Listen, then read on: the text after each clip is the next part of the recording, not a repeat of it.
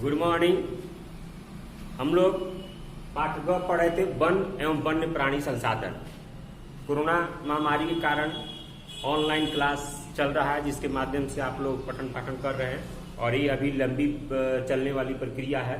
तो आप लोगों से ये उम्मीद है कि आप लोग वीडियो को जरूर देखते होंगे, अच्छे से देखते होंगे, सभी लोग देखते होंगे और इसको आप लोग पढ़िए। वीडियो के माध्यम से किताब का सहारा लीजिए। अगर कुछ उसमें समझ में नहीं आता है तो आप हमारे व्हाट्सएप नंबर से आप उस क्वेश्चन को पूछ सकते हैं, समझ सकते हैं और जान सकते हैं। इसमें मैं प्रश्न भेजता हूं, उसका उत्तर भी आप लोग मेरे व्हाट्सएप नंबर पे सेंड कर सकते हैं। इसमें हम लोगों ने पढ़ा कि वन और वन्य प्राणी संसाधन जो है प्राकृतिक संसाधन का कितना महत्वपूर्ण है हमारे जीवन के लिए, हमारे पर्यावरण संतुलन के लिए। क्योंकि वनों से हमें तरह तरह की लकड़ियां, तरह तरह की औषधियां मिलती हैं। वनों में जंगली जीव रहते हैं जो पर्यावरण संतुलन के लिए बहुत ही महत्वपूर्ण है। उसके बाद बहुत ऐसे सारे जीव हैं जिनसे हमें भोजन भी प्राप्त होता है और वो पर्यावरण संतुलन के लिए बहुत महत्वपूर्ण है। जलीय जीव हैं जिससे भोजन प्राप्त होता है और वो जल के में रहने के लिए वो पर्यावरण संतुलन के लिए बहुत ही महत्वपूर्ण कारक हैं एक।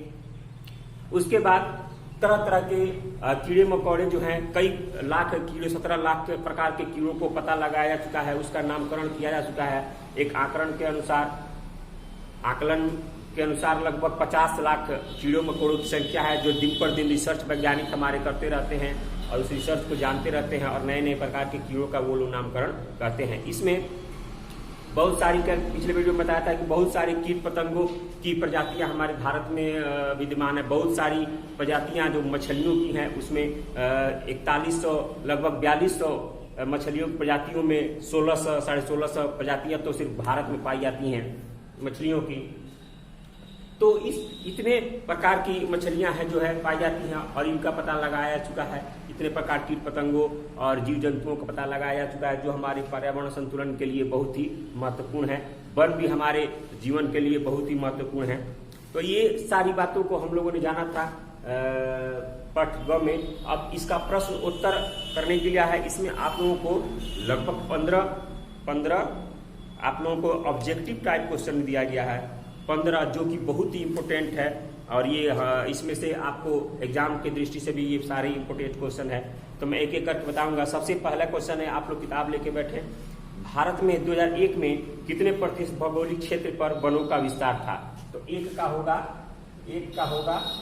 ख, यानी ख आंसर होगा 19.27%। दूसरा है वन स्थिति रिपोर्ट के अनुसार भारत में वन का विस्तार है, इसका आंसर होगा क 20.60। इसका होगा क 20.60% भौगोलिक क्षेत्र में। तीसरा इंपोर्टेंट क्वेश्चन है, बिहार में कितने प्रतिशत भौगोलिक क्षेत्र में वनों का फैलाव है? तो इसका आंसर होगा ख, तीसरा का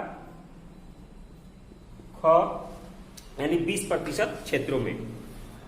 उसके बाद है ग में भी 20 दिया है, ख में भी 20 दिया है, तो आप ग और ख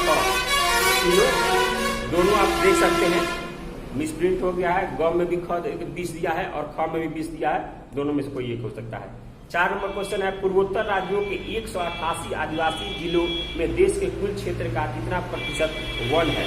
इसका आंसर होगा आपको घ 7.11, 4 का घ 7.11। 5 नंबर क्वेश्चन है, किस राज्य में वन का सबसे अधिक विस्तार है? इसका आंसर होगा ग मध्य प्रदेश। ये मैंने बताया भी था वीडियो में। 6 नंबर क्वेश्चन है, वन संरक्षण एवं प्रबंधन की दृष्टि से वनों को वर्गीकृत किया गया है 3 भागों में, यानी 6 का ख होगा। उसके बाद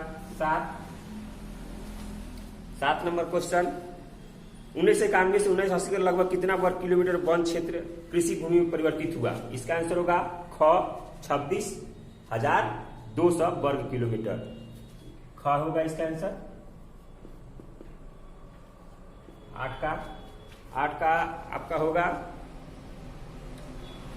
संविधान की धारा 21 का संबंध है, इसका आंसर होगा क। 9 का होगा एक एनजीओ की वानिकी रिपोर्ट के अनुसार 1948 में विश्व में कितने हेक्टेयर भूमि पर वनों का विस्तार था। इसका आंसर होगा ख 4 अरब हेक्टेयर। 10 का होगा प्राकृतिक संसाधनों के संरक्षण 1968 में कौन सा कन्वेंशन हुआ था। इसका आंसर होगा ख wetland convention. Wetlands convention. 11 number question, इनमें कौन सा जीव है जो केवल भारत में ही पाया जाता है। ये बहुत ही इंपोर्टेंट क्वेश्चन है। इनमें कौन सा जीव है जो केवल भारत में ही पाया जाता है। 11 का होगा आपको ख डॉल्फिन।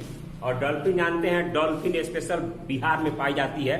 ये भी इंपोर्टेंट क्वेश्चन है। अगर इस प्रकार क्वेश्चन होता है कि डॉल्फिन कहां पाई जाती है तो उसका हम आंसर बिहार भी लिख सकते हैं। 12वां क्वेश्चन बहुत ही, भारत का राष्ट्रीय पक्षी क्या है। भारत का राष्ट्रीय पक्षी मयूर यानी मोर। इसका आंसर होगा ग। अब 13 नंबर क्वेश्चन है, मैग्रोव वंश का सबसे अधिक विस्तार है। इसका आंसर होगा ख सुंदरवन में नहीं, इसका आंसर होगा ग पश्चिमी तटीय प्रदेश में। क्यों? क्योंकि मैग्रोव वंश आपको समुद्र के किनारे लगाए जाते हैं, काफी झाड़ीदार वन होते हैं कि अगर कई तूफान या सुनामी जैसे आते हैं आपदा तो उसको रोकथाम के लिए मैग्रोव वंश काफी असरदार होते हैं, काफी महत्वपूर्ण होते हैं। 14 नंबर टेक्सोल का उपयोग होता है। मैंने बताया था टेक्सोल नामक रसायन का उपयोग कैंसर की दवाओं में बनाने के लिए किया जाता है। तो इसका आंसर होगा ग। 15 नंबर क्वेश्चन है, चरक का संबंध किस देश के साथ। चरक एक आयुर्वेद के ज्ञाता थे हमारे देश के, उनका नाम चरक था। आयुर्वेद के बारे में काफी जानकारी थी उनको। तो ये किसके संबंध है, देश से, भारत से, यानी हमारे देश के थे तो भारत से ग आंसर होगा इसका। तो ये था आप लोगों का ऑब्जेक्टिव टाइप क्वेश्चन जो कि बहुत ही इंपॉर्टेंट है। आज के लिए इतना ही। अगले वीडियो में हम लोग अगले चैप्टर से शुरुआत करेंगे। आप लोग इसका लघु उत्तरीय क्वेश्चन और दीर्घ उत्तरीय क्वेश्चन आप लोग किताब से देखिएगा। मैं जब क्वेश्चन दूंगा उसमें लघु उत्तरीय दीर्घ उत्तरीय जो भी इंपोर्टेंट क्वेश्चन होगा मैं दूंगा, उसको आप किताब से देख के बनाना है, नहीं तो मेरा वीडियो देख के आप लोगों को वो बनाना है। तो अगले वीडियो में हम लोग मिलेंगे अगले टॉपिक के साथ, अगले लेसन के साथ। धन्यवाद।